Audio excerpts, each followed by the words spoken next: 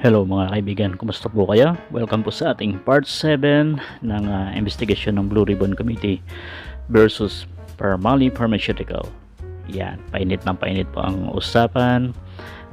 Maraming inconsistencies sa mga statements na nagbibigay duda dito sa ating mga senador or sa ating investigating body.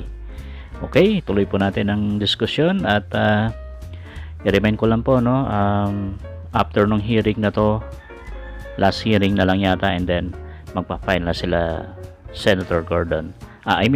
Ipapasa nila yung resulta ng kanilang investigasyon, most likely sa Secretary of Justice or sa Department of Justice, na siya namang magpa-file ng kaukulang kaso. And tignan natin kung may mga makukulong. Alright, so eto na, huwag na nating patagalin. Here we go. That Mr. Dargani and Mr. Ong will be in, they will continue to be under detention until these answers are made to the committee and the documents are produced. Bakit raw? Thank you, Mr. Chairman. Thank you very much, Senator Dillon, for a very succinct. I was going to ask these questions because really the external auditor has a lot to answer. And you have really opened up all those questions earlier. And now we have the answer that they really have not done their work. Precisely because they cannot show their work because they will all be penalized for it. Now, let me just go, with your permission, to Twinkle Dargani. Ms. Twinkle, are you there? Good afternoon, Your Chairman. Good afternoon, Twinkle. I hope you're well. I know you're having anxiety attacks. Relax. I had anxiety attacks when I was removed from office in 1986 because my people were being harassed, but I got over it, and people got over it. That's part and parcel of the modern times. But we are taking care of you. We're not going to let anything happen to you. But let me just say this. Now, I know that you're in this situation because, relations, you just followed. You're the president of the corporation, right? Acting president, because Mr. Wang went to Singapore, correct? Yes, I was the temporary substitute last year. Last year. And that was including the time when Pharmally started buying, selling all these products to PSDBM, correct? But February, March, April, May, correct? Yes, Your Honor, last year. I can't remember the exact date. You have to remember because you're president. Your Yes, Honor, yes. I'm not involved with the transactions, so I cannot remember exact dates. You were not involved personally, but Pharmally was, all right? Pharmally supplied all this, supposedly, all these billions of pesos to PSDBM. Now, I have a Yes, that simple was question. Pharmally, not me. I'm not involved. You cannot not be involved. First, disabuse your mind about that. You were the president of the corporation, and under the law, you are the one that makes the president. You have to know that you have responsibilities as president, and simply by saying it will not make it go away. I hope I'm making myself very clear, because you're looking at fake news or a fake hope or a false hope. I hope I'm very clear about that. Whatever your brother says or anybody says, the president, corporate secretary, all of you are responsible. Now, you can cooperate with us, which means that whoever is going to make the prosecution, which eventually will come, can take that into consideration in your favor. Now, let me ask you, because I've asked all your members of the board of directors of Pharmally, very simple question. Who nominated Mr. Lin Wei Xiong as financial manager of the corporation? I've asked Mr. Wang, I've asked Lincoln, I've asked Mohit, I've asked, now I'm asking you. Who nominated him in the board to become financial manager? I don't know, Your Honor. I know nothing.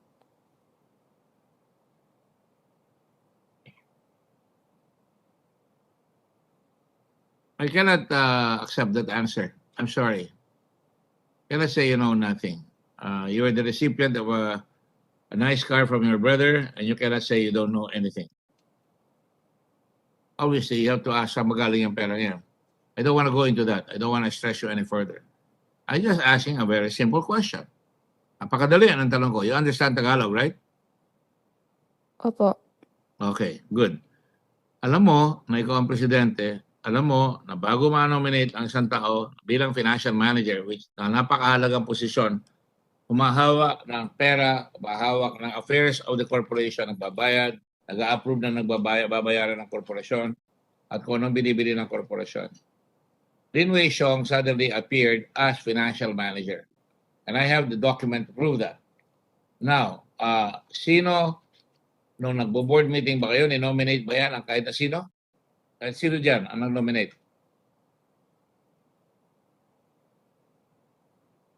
Please cooperate. Twinkle, I really don't have anything against you except that, you have to answer for that, especially if you don't cooperate.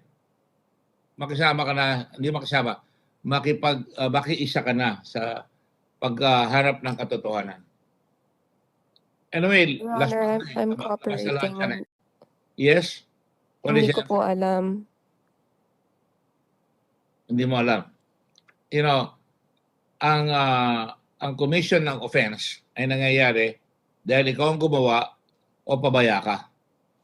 Sinabi mo hindi mo alam, pabaya ka. So kasama ka pa rin sa offense. I hope naintindihan mo yan. Hindi pwede sabihin hindi ko alam. Yes, Senator Dillon, you want to say something? Mr. Duhit Dargani was the corporate secretary at that time. Is that Yes. a correct recollection? Do you confirm that, Mr. Dargani, you were the corporate secretary? Yes, Mr. Chairman. As part of your duty as corporate secretary, you prepared the minutes for a particular board meeting.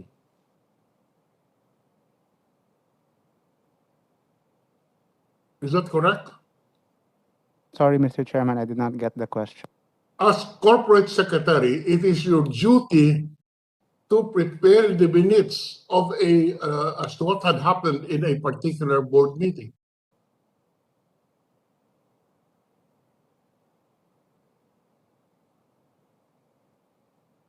Yes, Mr. Chairman, I'm aware of that duty. You're aware of that duty. In this particular board meeting, where Mr. Lin Wei Xiong was elected as a financial manager, do you have the minutes of the meeting for that when that election took place? We'll have to check all the documents. It's probably with the rest of the documents as well. Do you recall you have complied with your duties and therefore these minutes should be on file? Yes, it should be on file. I agree. Where is the file? You don't know. That's what I said a while ago. Since August, I've been out of the country, so I really don't know where these documents are. Oh, okay. Thank you very much, Mr. Chairman.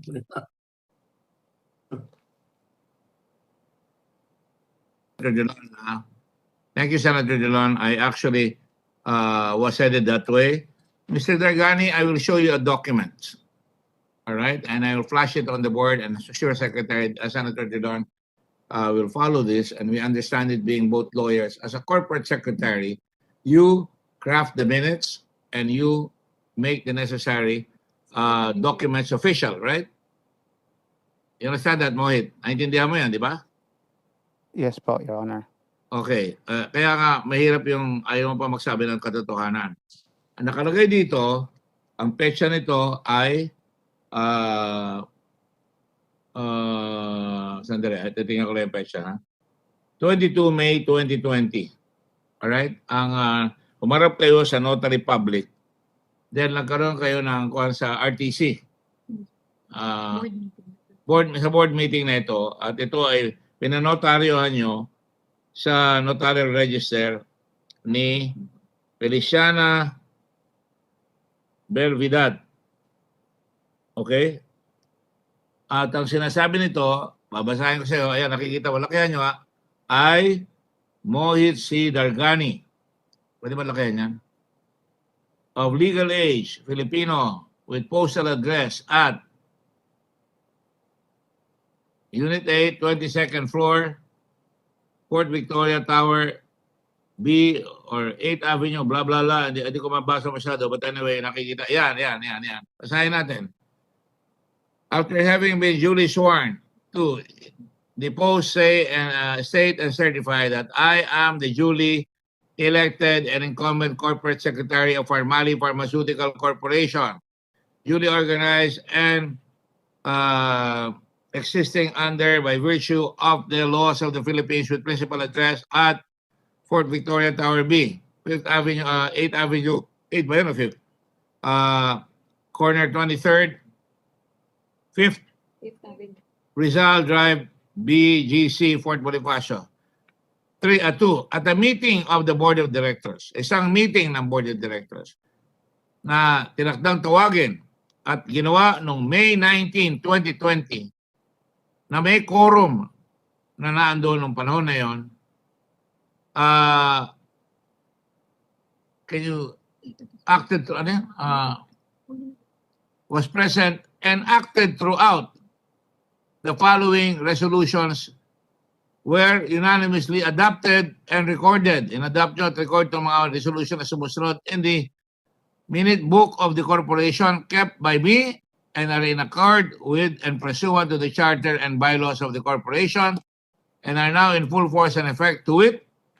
Resolved that Asia United Bank and or any of its branches be as it is hereby is designated depository bank of the corporation, and the officers, employees, and agents of the corporation be and hereby are, and each of them hereby is authorized to deposit any of its funds in said bank, and said bank is hereby authorized to pay in cash or otherwise honor and charge to this corporation any and all checks, bills of exchange, orders, or other instruments for the payment of money or withdrawal of funds, including those which may cause overdraft, unsigned, made, drawn, accepted, or endorsed on behalf of or in the name of the corporation or any two of the following officers. Name: Mohit Dargani, Corporate Secretary, Board of Treasurer, Board Treasurer, Executive Director. Lim Wei Xiong, Financial Manager. Nabasa mo? Mohit, nabasa mo? Yes, Mr. Chairman. Oh, nagpapatunay yan, alam mo. Resolve further that any two of the following officers be as here, they are hereby authorized to apply, negotiate to, and obtain credit facilities. Mangungutang pa sila with Asia United Bank in each amount as the corporation may deem necessary under such terms and conditions as may be approved by said bank, including the renewal, extension, and or increases thereof, and so to make and deliver notes, drafts, acceptances, waivers, including but not limited to the secrecy of bank deposits. Wow! Kayo pala pwede mag-waiver, no? Agreements and any other obligations of this corporation in the form satisfactory to said bank and a security therefrom to assign and mortgage, pledge, or otherwise encumber corporate assets, receivables, deposits, contract rights, and equipment now held or may be liable by belonging to this corporation and acceptable. Name: Mohit Dargani, Lim Wei Xiong, Financial Manager. Mohit Dargani, Corporate Secretary. Resolve further that any one of the following officers of the corporation and whose signature appear hereon: Mohit Dargani, Corporate Secretary. Lim Wei Xiong, Financial Manager, is hereby authorized to apply for and access the corporation's account through the bank's electronic banking services such as internet banking and mobile banking. Hindi ko na mabasa. Taas lang. Sino man may hawak? Anyway, that's enough. All right? Ayan, nakalagay. Asan tayo? Mobile banking systems in as far as the following transactions are concerned, thereby waiving the dual signature. Hindi na kailangan dual signature. Requirement for corporate account history inquiry, account balances inquiry. Resolved finally that all foregoing authorities shall remain in full force and effect. This is a very, very specific authorization. Hindi lang ikaw. Pwede ikaw o pwede siya, gagawin niya lahat ng kailangan gawin. Alright? And effect, ito in full force and effect unless revoked by a subsequent certification from the corporate secretary, namely you, duly notarized and actually received by the bank at his office wherein the accounts of the corporation are then maintained, setting forth a resolution to that effect, certified to have been adopted by the board of directors of the corporation, provided that such subsequent certification shall not be effective with respect to any exercise of any of the foregoing authorities granted herein prior to the receipt thereof, nor with respect to any checks or other instruments for the payment of money or withdrawal of funds dated prior to the date of such certification but presented to the bank after receipt of the same. Further, the bank is hereby authorized at all times to rely upon the latest certification received by it when so certified by the corporate secretary of the corporation. The corporation shall hold the bank free and harmless from any liability or claim arising from the bank's reliance on said written notice of certification. I further certify that the above-mentioned persons designated as officers of this corporation have been duly elected. Sabi ko, kaya tinatanong ko sila nag-nominate in accordance with the bylaws and now hold the position opposite their respective names, and that the signatures appearing hereon are with his or their authentic official signatures. In witness hereof, I hereby affix my signature this 19th day of May in BGC, Taguig City. Signed, Corporate Secretary Mojit Dargani. Ikaw yon. 22 May 2020, Makati City, Attorney Raymond R.A. Ramos Commission, Notary Public for Makati City, until December 31, 2020. Now, I can bring Mr. Ramos here if need be. Kung magsisinungaling ka pa. Certified true copy, Records Office, Notarial Section, December 2, 2021. Signed, Feliciana Servidad. Now, you obviously know, alam mo, Mr. Dargani, kung sino nag-nominate. Nakapirma ka dyan. Buong kaluluwa mo, nakapirma dyan. Ano sasabihin mo ngayon? Hindi mo pa rin alam? Ano sagot, Mohit? As I said earlier, I remembered. Please speak louder. As I said earlier, I remember we elected Lin Wei Xiong, but as to the nomination, I really don't remember, Your Honor. You voted for him, right? Unanimously yan eh. It was a board unanimous decision. You voted for him, correct? Yes, Yes, I was sir. one vote. All right. Now, I go back to your sister. Twinkle Dargani. You voted for him, right? Or Mr. Lin Wei Xiong? Twinkle? Yes, sir. I was just made to sign. You were made to sign. By whom? By your brother? Yes or By no? the board. By the board. Who in the board? You know, you're making it uncomfortable for yourself. Who in the board? My brother. Obviously, high moral authority over you. Interruption muna mga kaibigan. Bigyan ko lang ng emphasis si Twinkle Dargani. You voted for Lim Wei Xiong as the financial manager of the corporation. Yun ang tanong sa kanya. Ang sagot niya, I was just made to sign. By whom? By your brother? By the board? Yun ang sagot niya. Who in the board? Sabi ni Senator Gordon. Corner na yan, lulusot pa kasi, no? That makes her questionable for me, eh. Who in the board? Balik din. Brother din yan sagot niya.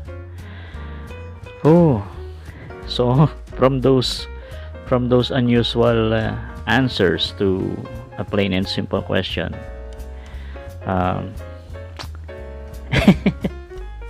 napapatawa na lang din ako. Tuloy na lang po natin, mga kaibigan. Did all of them make you sign? No, just my brother. Just your brother. All right. Now, thank you. Now, Lincoln Ong, Yes you po, vote for Mr. this? Chairman. did you vote for this, Lincoln? Yes po. All right. What about you, Wang Suyan? Did you vote for this? Yes, Mr. Chairman, if there is, I'm Now, earlier, Mr. Wang, you said something to this effect. I'm trying to recall. I'm trying to get the TSN. You just said that about 45 minutes ago. You said that he was nominated perhaps because you borrow money from Michael Young, and therefore he represents Michael Young's interest in the corporation. Is that correct?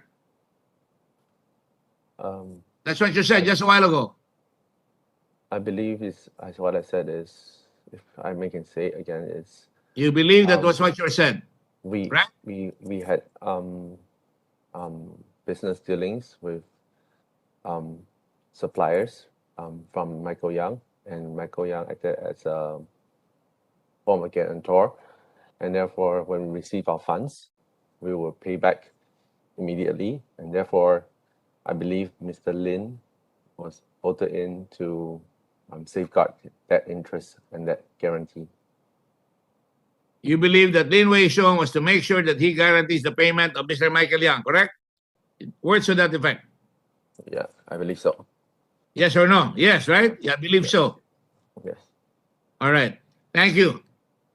So, in effect, Michael Young was really part and parcel of Pharmally. That is the conclusion. I don't know what the conclusion of Mr. Delon is. As a lawyer, he was able to get into the board through Mr. Lin Wei Xiong. Mr. Lin Wei-xiong is not a board member. No. He was able to get that appointment from Mr. Lin Wei Xiong because of the, sorry, I correct myself, because of the influence done because Mr. Young had money, was lending you money, or, etc. And then in order to be sure that Mr. Young was properly paid, Mr. Lin Wei Xiong was appointed as financial manager. Would that be a right conclusion from what you said? I Yes, believe of course. for That's the- what you said. For the Said, I purpose, believe so.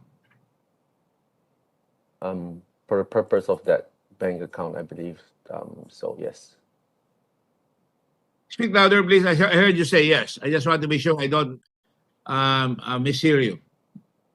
For the purpose of returning and safeguarding that guarantee that we will pay back once collection is made, yes, he was appointed Alright. financial manager. Thank you very much. Now, obviously, there's an awful lot of money that came in. How much of that came from Michael Young? As my partner, Mr. Lincoln On, has said it, we have an agreement. I think Mr. Lincoln On and Speak a little louder, please. I believe Mr. Lincoln On and Mr. Michael Young has an agreement. So they have the agreement between Mr. Ong and Mr. Michael Young. But I think he mentioned it on a few occasions that there's a clause of confidentiality in it, and that if both sides are willing to disclose this, then I believe we can be disclosed. But without that, we cannot disclose. So Mr. Lincoln Ong knows how much the extent of Michael Young's agreement, and it was a confidential agreement, correct? For Mr. Michael Young to seek Mr. Michael Young's help in securing some of the funds and also acting as a guarantor for the suppliers. Guarantor, advancing the money, getting suppliers. Michael Young was involved up to his neck in all these arrangements, correct? And to make sure that he gets paid, he put in his friend, whom I showed you the pictures not for President Duterte alone, but I showed you the pictures because Michael Yang and Lin Wei-Xiong are obviously very close to one another. In fact, they're also interlocking in the in the directorship of corporations like Pharmally, etc. Correct? Mr. You guys see that, right? Mr. Michael Young is not involved in all of the transactions. I said for some of the bigger transactions, there are, I guess I said when we bid it and we were not able to fulfill, we seek the help of him. That may be what you said, but the fact show that Lin Wei-Xiong was in some of the corporations of Mr. Ya, and Rose Nono, the wife of Mr. Lin Wei-Xiong, is also involved in all the corporations involving Mr. Yang. I don't have to ask for permission to say yes because I know, I see it. I have the documents. Mr. Chairman, Are the best evidence. if the if they are a party of us from the start, then why wouldn't I just use that Pharmally biological company? This is really the most plain answer I can tell you. They are not a part of this from the start.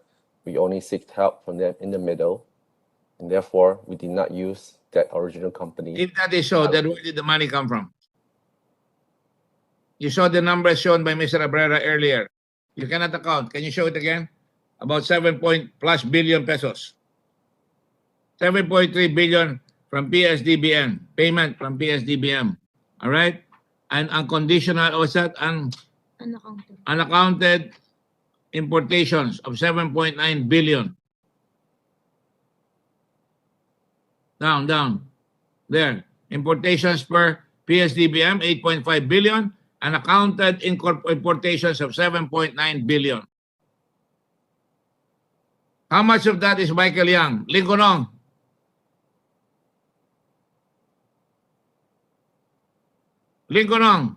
Mr. Chairman, as I mentioned, meron pong non-disclosure clause. So I cannot disclose it. Non-disclosure agreement ceases to be when public interest, especially of this gargantuan nature, where the people of this nation appear to have been swindled by PSDBM and perhaps maybe by you.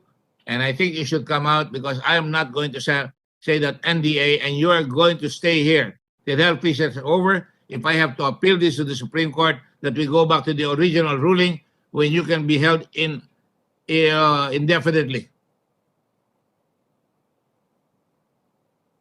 And what was that ruling, the original? Arnold case, in the Arnold case. I don't know if I can do that, but public interest seems to require that because you refuse to cooperate. Is Mr. Michael Yang there?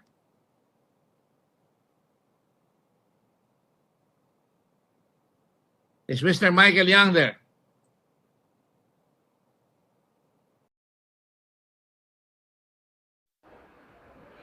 Ayan mga kaibigan, tuloy po natin sa part 8. So ganun pa rin, ano? Observation ko lang, lahat ng witnesses dito or resource person, seemingly may iisang tune, no? Parang rehearse.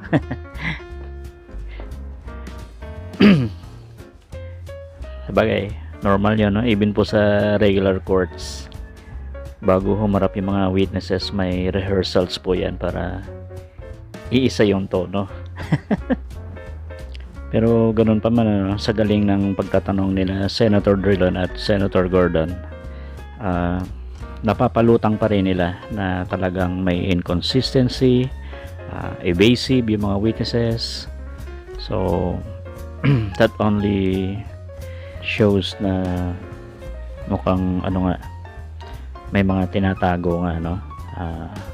Ayon nga rin sa sinabi nila Senator Drilon at Senator Gordon. But anyway, again, antayin po natin yung mismong paglililis ng DOJ after matapos yung susunod na hearing. Kung ako nagkakamali, ano, January 17 na yung last and final hearing tungkol dito ayon kay Senator Gordon. So ayun, mukhang matibay yung mga ebidensyang nakakalap so far. But syempre, ang final verdict is yung Department of Justice through Secretary Maynard Guevara. Alright, maraming salamat po. Abangan po ninyo yung part 8 mga kaibigan.